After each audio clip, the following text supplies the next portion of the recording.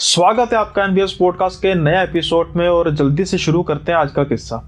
जो ये किस्सा है काफ़ी ज़्यादा हैरान करने वाला है, क्योंकि आमतौर पे क्या होता है कि हमारे दोस्त, लड़कियां की सहेलियां, रिश्तेदार, कई ऐसे इंडिविजुअल्स होते हैं जिनके साथ हम काफ़ी ज़्यादा अटैच होते हैं, इमोशनली अटैच होते हैं। दुख सुख में जैसे किसी को दुख हो सुख हो वैसी फीलिंग हमें भी आती है।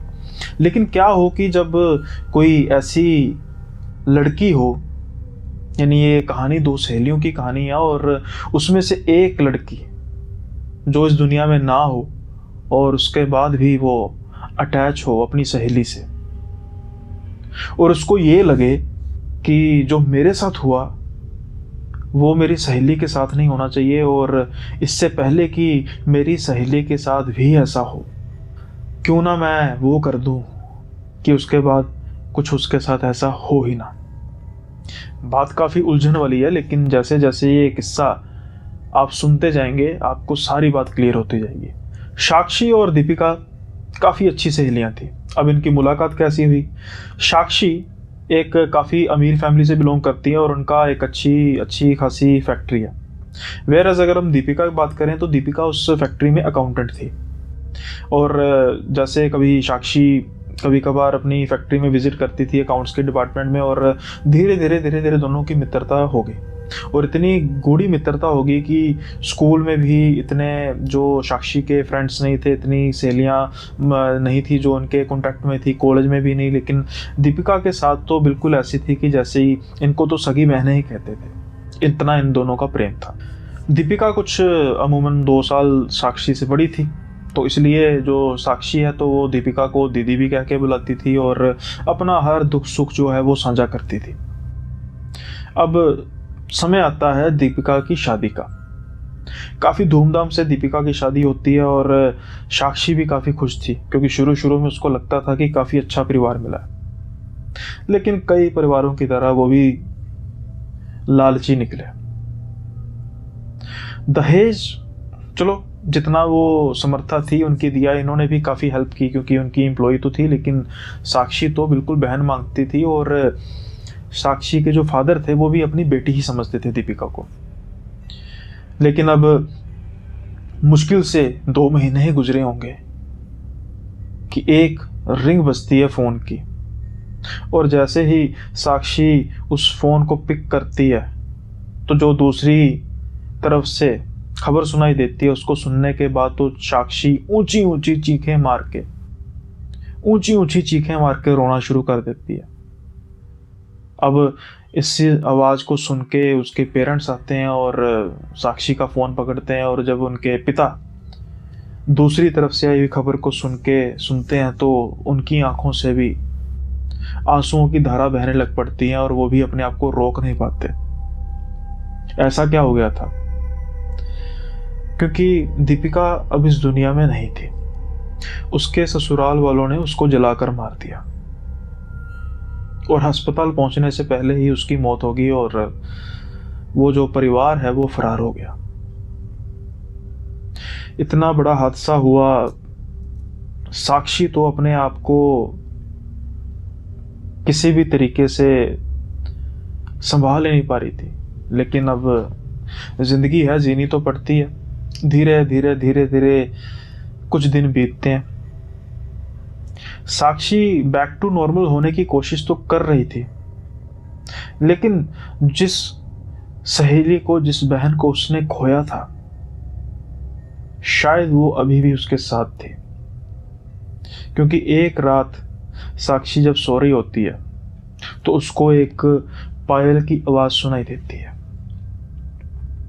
जैसे ही साक्षी पायल की आवाज सुनाई उसको देती है तो उसको लगता है कि दीपिका उसके पास आ गई है। अब ऐसा कैसा कि पायल की आवाज से ही सुन के उसको पता लग गया कि दीपिका उसके पास आ गई है, क्योंकि दीपिका की पायल काफी मशहूर थी।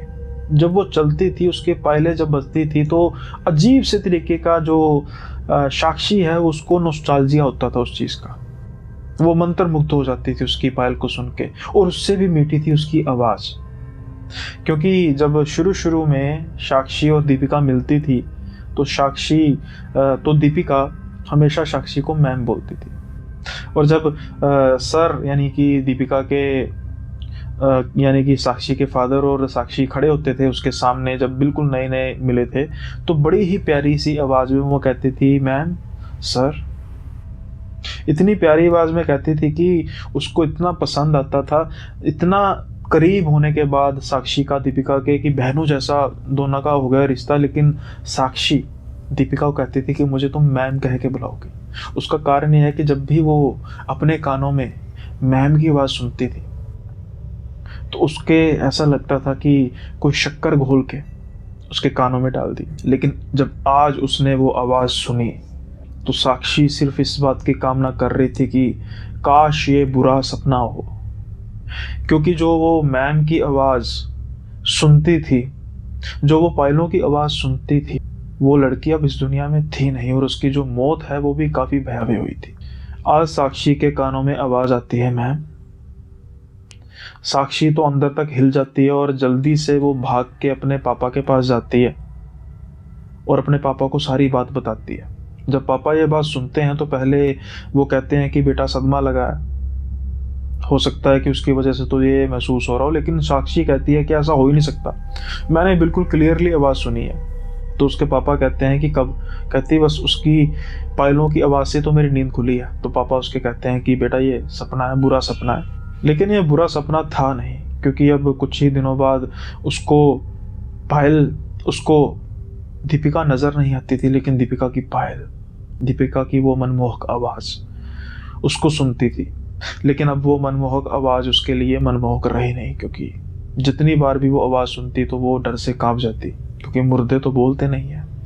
धीरे धीरे जब वो अपने फादर के साथ बात करती है, उनके फादर भी सीरियसली लेते हैं, तो ये डिसाइड किया जाता है कि साक्षी की शादी कर दी जाए। अब हस्बैंड साथ में होंगे तो थोड़ा सा माहौल का चेंज होगा, इस घर से जाएगी तो कुछ पुरानी यादें भी छोड़ के जाएगी। साक्षी जो दीपिका है वो भी अक्सर घर आती जाती थी, तो एक जो ट्रॉमा है उससे वो निकलने में मदद करेगी। लेकिन ये उनकी सबसे बड़ी गलती थी। उसका कारण ये था कि दीपिका अब कुछ ऐसा करने वाली थी जो किसी ने सोचा भी नहीं था। साक्षी की शादी हो जाती है। साक्षी मिस बहुत करती है दीपिका को, बहुत रोती है। शायद उसे अपने माँ बाप के घर से जाने से ज़्यादा दुख इस बात का था कि उसकी शादी में दीपिका नहीं है। इस दौरान कुछ ही महीने बीते थे और ये भी पता लगता है कि जो उसके ससुराल वाले भागे थे वो किसी एक्सीडेंट में उन सब की मौत होगी, यानी फरार थे और किसी कार एक्सीडेंट में वो सबकी मौत होगी। कैसी हुई ये किसी को पता नहीं। अब साक्षी की शादी हो चुकी है। हस्बैंड एक दिन, अभी 1-2 दिन बीते होते हैं, सुबह उठ के साक्षी को कहते हैं कि साक्षी तुम रात को पायल पहन के क्यों चल रही थी?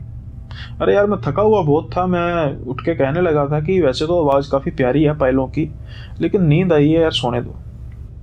अब जब साक्षी ये बात सुनती है तो सुन के दंग रह जाती है, क्योंकि साक्षी ने तो पायल उस समय डाली ही नहीं थी, लेकिन वो भली भांति समझ पा रही थी कि ये आवाज़ किसकी है।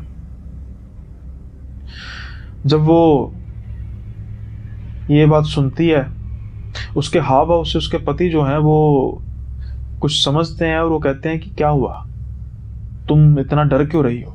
मैंने दोनों बात की है, लेकिन साक्षी इस बात को बदलती है क्योंकि उसके पति को तो इसके बारे में कुछ पता ही नहीं था। कुछ समय बीतता है, जो एहसास साक्षी को होता था उसके पति को भी कुछ ऐसा एहसास होने लग पड़ा, और उसके जब वो उठता था तो उसके छाती पर ऐसे निशान होते थे, खरोंचों के निशान होते थे, सर उसका भारी रहता था। यहाँ कह सकते हैं कि साक्षी से ज़्यादा साक्षी के हस्बैंड को दिक्कत होने लग पड़ी। और एक बार तो उसके हस्बैंड ने अपनी वाइफ से यानी साक्षी से बात की कि मुझे रात को एक लड़की सपने में आई, पता नहीं ये सपना कितना अजीब था, और वो कह रही थी कि अगर मेरी सहेली को कुछ किया तो मैं तुम्हें जान से मार दूंगी। जब साक्षी ये बात सुनती है तो वो दंग रह जाती है। उसके फोन में दीपिका की तस्वीर होती है और वो जब उसको दिखाती है अपने पति को तो उसके पति की आंखें फटी की फटी रह जाती है और वो कहती है कि ये क्या हो सकता है, ये कैसे हो सकता है, क्योंकि यही लड़की थी, मुझे पक्का पता है कि यही लड़की थी जो मेरे सपने में आई। उसके नाखून बड़े बड़े थे, उसका चेहरे के नीचे का ये हिस्सा सारा जला हुआ था। जब ये बात होती है तो साक्षी की अब हिम्मत जवाब दे जाती है और वो सारी बात अपने पति को बताती है। अब पति भी डर जाता है कि भाई अब ये तो साथ है ही है, साथ में एक प्रेत आत्मा को भी ले आई है और जो मुझे सपने में धमकियां दे रही है और जो ये शरीर पर नाखूनों के निशान, पायलों की आवाज़, इतना कुछ हुआ है, यानी कि दिक्कत परेशानी तो है। लेकिन उसका पति काफ़ी लॉयल होता है, ऐसा नहीं है कि भाई डर के भाग जाने वालों में से। पुजारी जी को, पंडित को, सबको दिखाया जाता है और जब ये सब चीज़ का पता लगता है तो सब ये चीज़ को एक्नॉलेज करते हैं कि वो आज भी साक्षी के साथ है, उसका हमसाया बन के चल रही है, उसका साया बन के चल रही है और ध्यान से रहना पड़ेगा क्योंकि अभी उसके जाने की उम्र थी नहीं। लेकिन ये कभी किसी ने सोचा नहीं था कि दीपिका ऐसा भी कुछ कर देगी। अब दीपिका ने ये किया, किसने किया इसका पता नहीं, लेकिन जो हुआ उसके बाद कम से कम साक्षी तो ये बिलीव करती थी कि ये काम दीपिका ने किया। अब उसने किया क्या? एक बार दोनों हस्बैंड वाइफ का झगड़ा हो जाता है, झगड़ा काफ़ी ज़्यादा हो जाता है, लेकिन हस्बैंड वाइफ के बीच में ये मामूली सी तकरारें तो चलती रहती हैं। साक्षी को बहुत गुस्सा आता है, लेकिन उसके साथ साथ किसी और को भी बहुत गुस्सा आता है। साक्षी अपना बैग उठाती है और अपने मायके चले जाती है, लेकिन अभी उसे निकले आधा घंटा ही हुआ था कि उसको फ़ोन आता है कि जल्दी से हॉस्पिटल पहुंचो। अब साक्षी पूछती है कि क्या हुआ, लेकिन फ़ोन पर उसके जो सास ससुर थे वो उसको बताने के लिए तैयार नहीं थे। वो कह रहे थे कि बेटा जल्दी से जितनी जल्दी हो सकता है हॉस्पिटल पहुंचो। और जब वो हॉस्पिटल पहुंचती है तो वो तो दंग रह जाती है अपने पति की हालत देख के, क्योंकि जैसे ही साक्षी अपने घर से निकली थी कुछ समय बाद उसका पति जो है वो चाय बनाने के लिए अपनी किचन में गया और अचानक से आग की लपटों में घिर गया। और गनीमत थी कि बहुत ज़्यादा बर्न नहीं हुए थे, हाथों में थोड़ी सी ज़्यादा बर्न हुए थे, हल्का सा चेहरे पे बर्न हुआ था, मतलब कि बहुत ज़्यादा स्किन को प्रॉब्लम नहीं आई थी और कैसे ना कैसे करके उसकी जान बच गई और स्किन भी काफ़ी हद तक बच गई। अब जो उसका पति है उसकी आंखों में आंसू थे और वो उसको बड़े ही, जिसे कहते हैं ना, गिल्टी की निगाहों से देख रहा था। जब वो आती है होश में तो था, अब वो साक्षी से माफ़ी मांगता है, लेकिन साक्षी जो है वो माफ़ करने वाले सिस्टम का वो ऐसा नहीं सोच रही थी कि भाई वो माफ़ी मांग लेगा। वो तो ये सोच के दंग थी कि जो मेरी सहेली है, जो मेरे आज भी साथ है। अब हस्बैंड वाइफ में तकरार तो होती रहती है,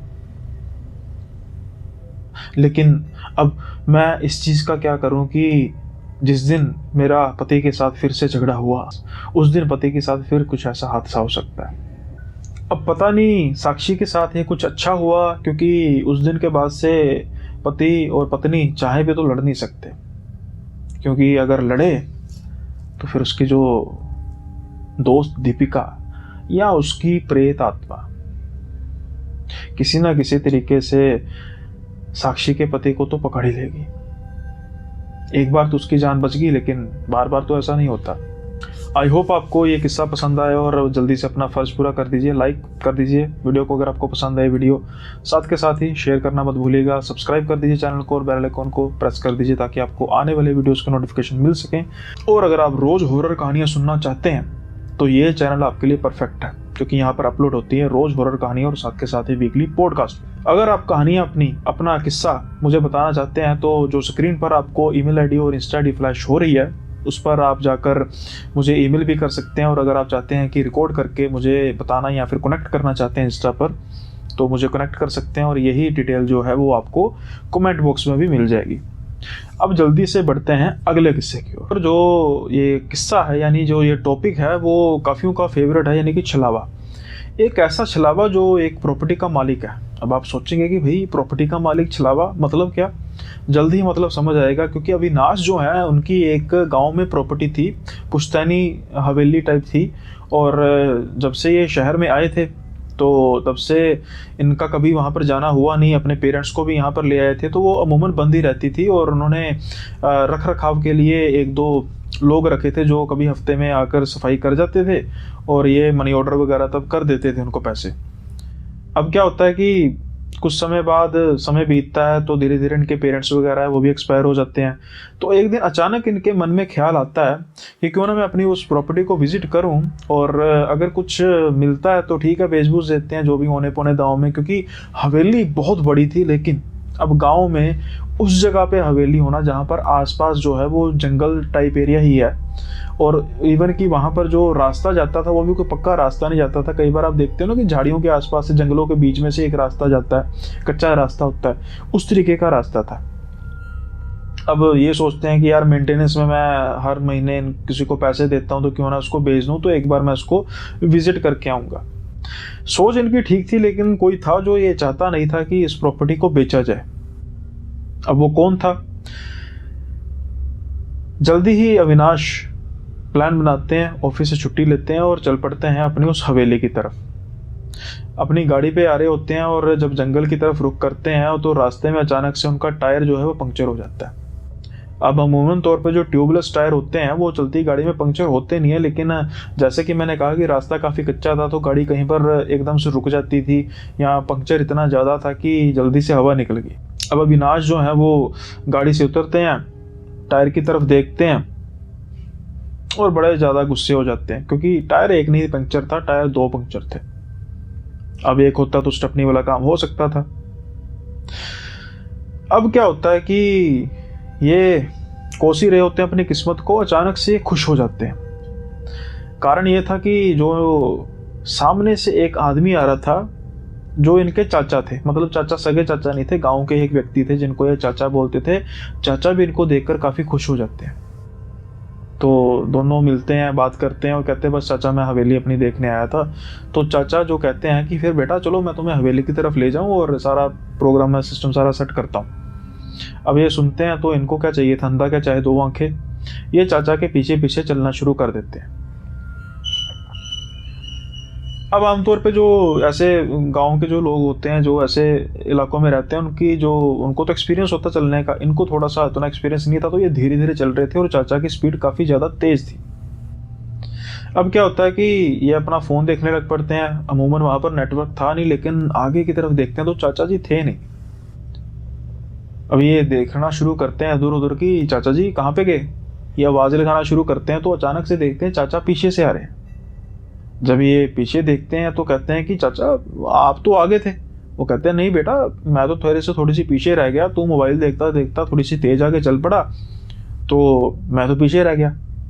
अब ये अपना सिर खुजलाने लग पड़ते हैं कि भाई मैंने तो चाचा को आगे जाते देखा, पता नहीं मोबाइल देखते देखते मैं इतना ज़्यादा व्यस्त हो गया कि चाचा पीछे रह गए। खैर अब ये सोचते हैं कि यार चलो ठीक है जो भी है, क्योंकि अभी तो इनको पता ही नहीं था कि कोई छलावा जो है इनके साथ गहरी चाल चल रहा है, और वो अपना माया जाल जो है वो इतना बुन चुका है कि ये फंसते ही जाएंगे वहां पे। अब जैसे तैसे करके ये उस हवेली की तरफ जाते हैं और उसके बाद वहां पर देखते हैं कि दो लोग हैं जो आसपास सफाई कर रहे होते हैं। ये देख के तो काफ़ी ज़्यादा डिलाइट हो जाते हैं कि भाई शुक्र है लोग सफाई कर रहे हैं, अपना काम कर रहे हैं, ऐसा नहीं हवेली गंदी है। अब जब ये वहाँ पे जाते हैं तो ये कहते हैं कि बेटा तुम अकेले आ गए यहाँ पे। तो ये कहते हैं अकेले, आपको पीछे चाचा। जब ये पीछे देखते हैं कोई चाचा नहीं होता, तो ये सोचते हैं कि फिर तो नहीं पीछे रह गए। तो ये कहते हैं कि चाचा जी साथ आए थे, कहाँ पे गए? तो कहते हैं यहाँ पर तो कोई नज़र नहीं आ रहा। अब ऐसा जब देखते हैं तो ये हैरान परेशान हो जाते हैं और ये सोचते हैं कि पता नहीं यार कितना पीछे रह गए हैं। खैर ये सोच ही रहे होते हैं तो वो जो दोनों होते हैं तो वो उनको कहते हैं कि सफाई अंदर की कर दी है। वो कहते हैं हाँ अंदर की सफाई कर दी है। इनको चाबियां हैंड ओवर करते हैं और वो जाने लगते हैं तो अचानक से पीछे इनके थपथपाता कोई। वो ये देखते हैं, वो कहते हैं चाचा जी। अरे चाचा जी आप कहाँ पे गए? तो वो कहता है कि बेटा मैं तो तुम्हारे साथ ही आ रहा था। कहते हैं ऐसे कैसे हो सकता है, अभी जो ये दो लोग हैं ये सफाई कर रहे थे, मैंने कहा कि चाचा जी के साथ आए हो, आप तो पीछे थे नहीं। कहते हैं ऐसा कैसे हो सकता है, मैं तो पीछे खड़ा हूँ। अब ये फिर से काफ़ी ज़्यादा हैरान परेशान कि भाई ये चीज़ चल क्या रही है।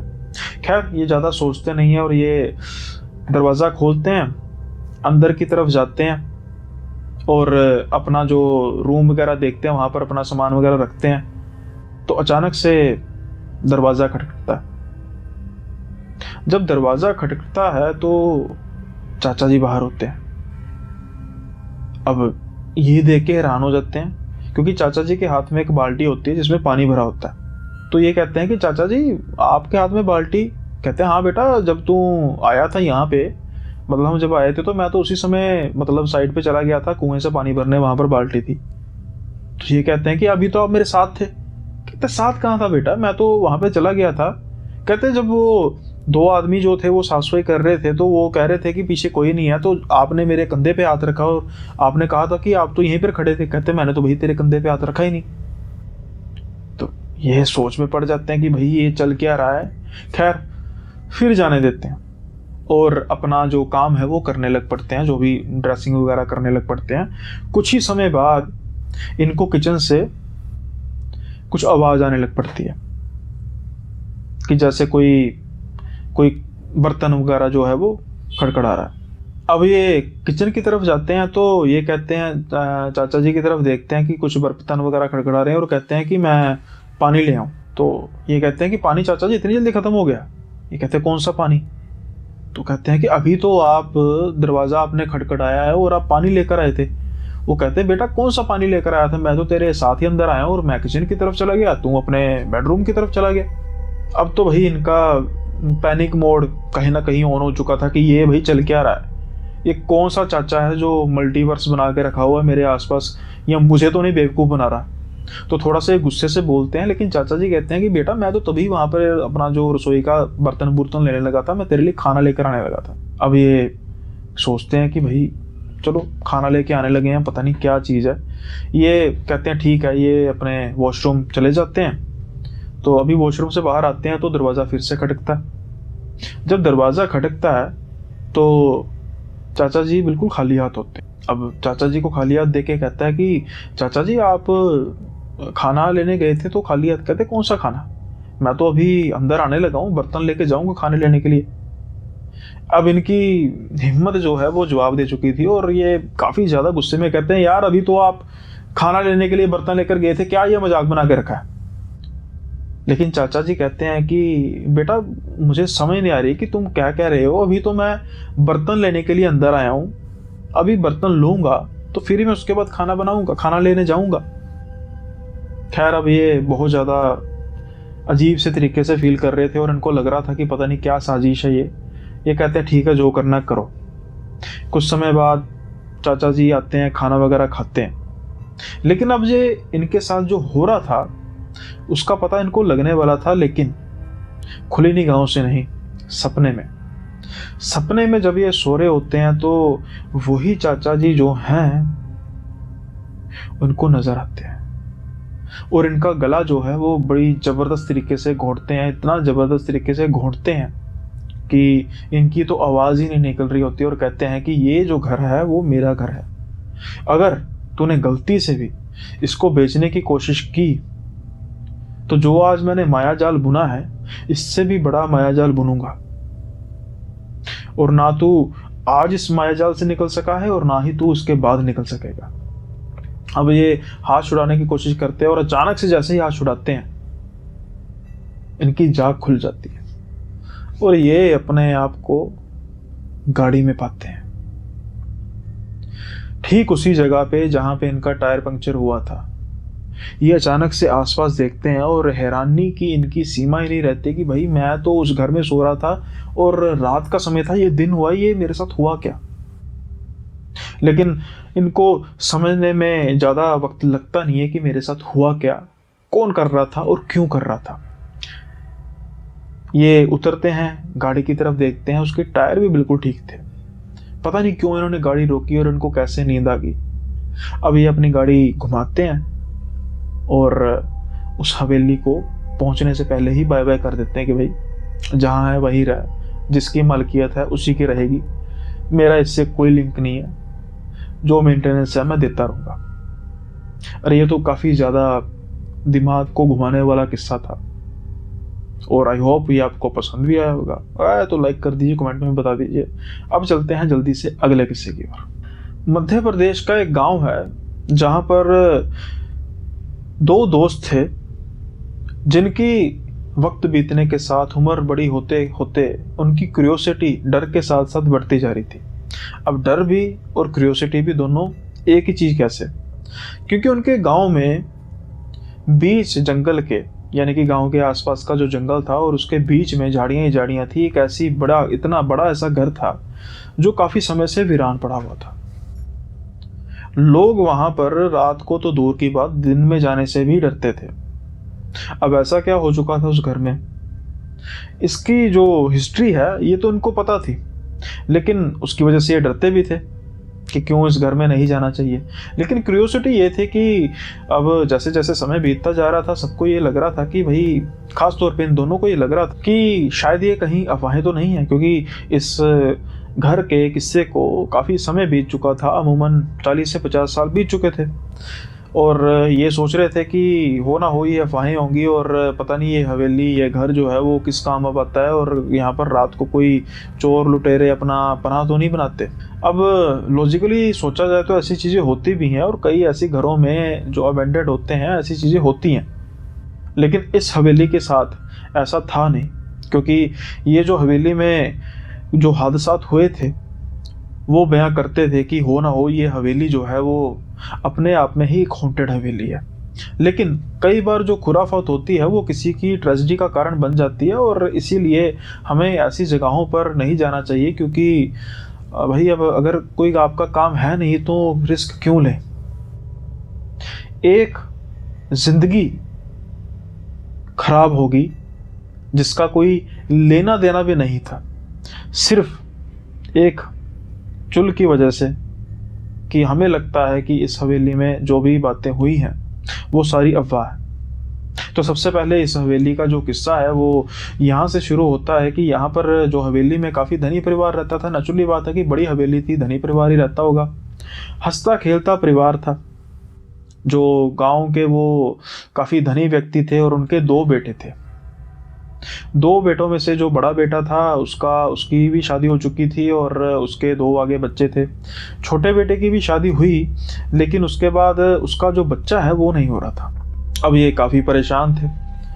कहाँ कहाँ इन्होंने मन्नतें नहीं मांगी और कहाँ कहाँ इन्होंने जो है वो माथा नहीं टेका, लेकिन इनका जो बच्चा है वो नहीं हो रहा था। अब जब इन्होंने सात्विक करके देख लिया, फिर ये तामसिक की तरफ आना शुरू हुए, यानी कि इन्होंने तांत्रिक से कांटेक्ट करना शुरू किया और जो तांत्रिक है वो इनके घर पर आना जाना शुरू हो गया। जब घर पर वो आना जाना शुरू हो गया और धीरे धीरे उसने कहा कि भाई आपका जो बच्चा है वो हो जाएगा, और उसके एवज में ये काफ़ी ज़्यादा पैसे वगैरह भी लेता था और कई बार तो वहाँ पर रुकता भी था। एक सुबह जो हवेली की दीवारें हैं वो चीखों पुकार से कांप उठी, क्योंकि एक कमरे में जो छोटा बेटा था उसकी पत्नी और उस तांत्रिक की लाशें पड़ी हुई थी कटी फटी हालत में, और वो जो छोटा बेटा था वो गायब था।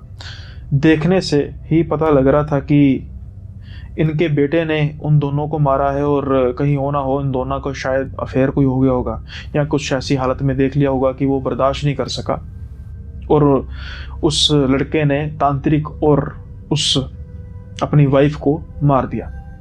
लेकिन जो ये मौतों का सिलसिला था वो यहीं पर थम नहीं रहा था। सिर्फ यही 2 मौतें नहीं थी, ये तो शुरुआत थी।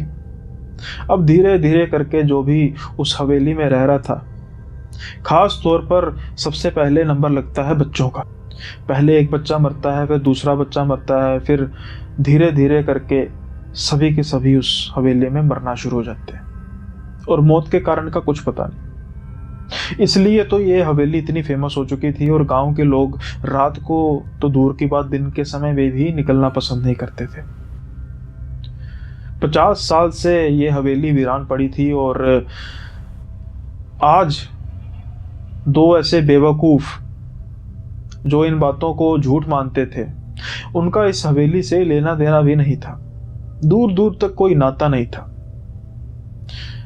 इन्होंने प्लान किया कि हम रात को इस हवेली में आएंगे और इस हवेली की आके वीडियो बनाएंगे, और अगले दिन हम गांव में सबको बता देंगे कि देखो कुछ ऐसी बात नहीं है इस हवेली में, सब अफवाहें थी, हम तो देखो रात को यहाँ पर होकर आए।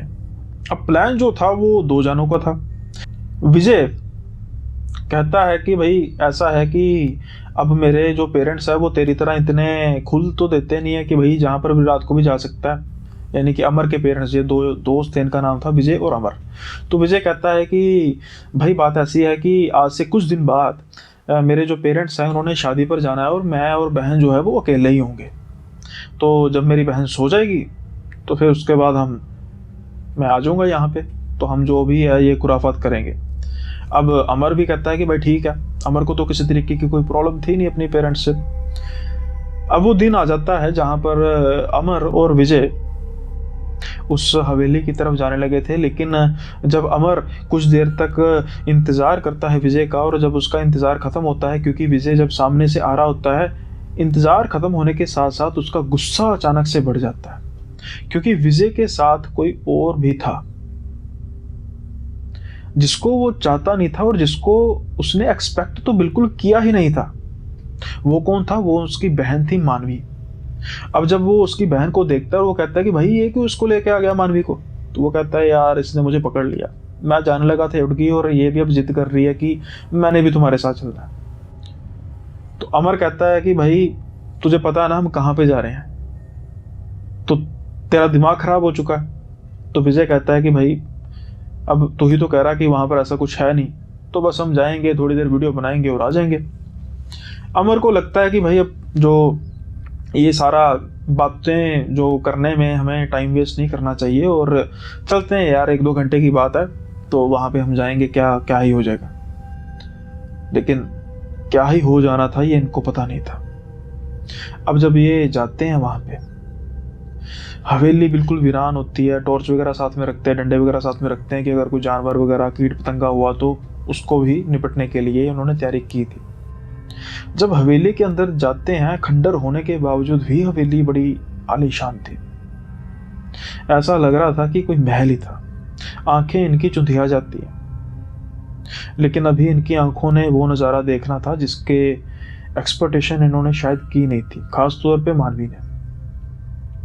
अब क्या ये करते हैं कि पहले तो सारा इलाका इधर उधर देखते हैं, लेकिन कुछ समय बाद फिर इनको होता है कि हम फोटोज वगैरह खींचते हैं। तो पहले मानवी कहती है कि मेरी फोटो खींचो।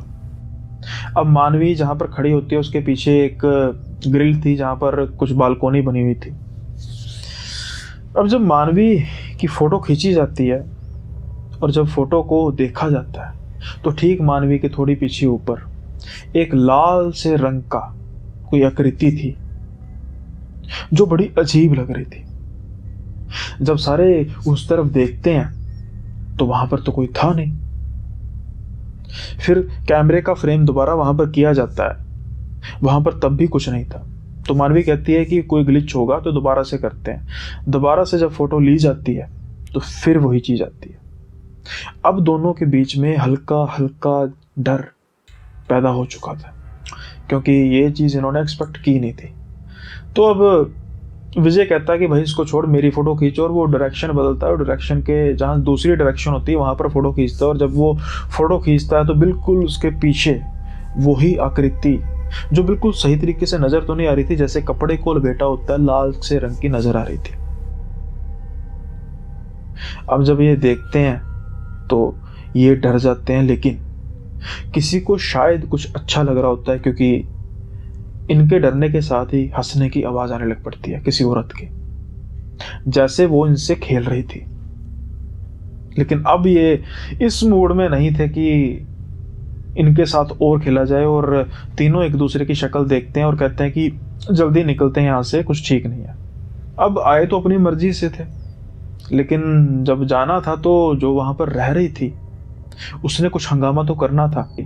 अचानक से भागते भागते मानवी गिर जाती है, और जैसे ही वो गिरती है तो जब वो अपना सर ऊपर करती है तो इन दोनों की चीखें निकल जाती हैं, क्योंकि उसकी आंखें बिल्कुल वाइट थी और अचानक से उसका जो मुंह है वो खुला का खुला था, जैसे वो गुर्रा रही है।